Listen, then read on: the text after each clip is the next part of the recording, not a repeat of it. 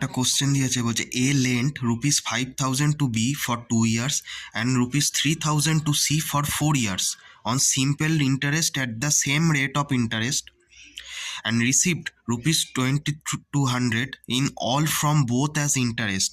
The rate of interest per annum. তার মানে বলছে এ 5,000 টাকা ধার দিয়েছে বিকে 2 বছরের জন্য, আর সিকে দিয়েছে 3,000 টাকা ধার 4 বছরের জন্য, যার ফলে এ কি হয়েছে 2,200 টাকা টোটাল ইন্টারেস্ট পেয়েছে। সেক্ষেত্রে রেট অফ ইন্টারেস্টটা কত হবে এইটাই আমাকে জানতে চাইছে এখানে। দেখো, তার মানে আমি এখানে লিখতে পারি 2,200, যদি টোটাল ইন্টারেস্ট পেয়ে থাকে তাহলে 2,200 ইকুয়ালস টু আমি লিখতে পারি PRT by 100 by plus PRT by 100। দুটোর সিম্পল ইন্টারেস্টের যোগফলই তো 2,200 সমান হবে।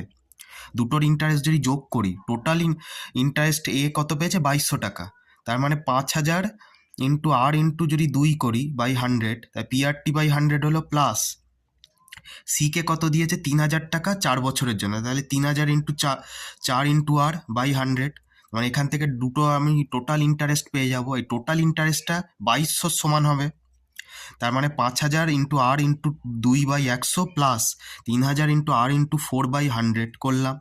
এখান থেকে আমার কাটাকুটি করে দুটো যোগ করে কত আসছে 220 আর, যেটা 2,200 সমান হবে।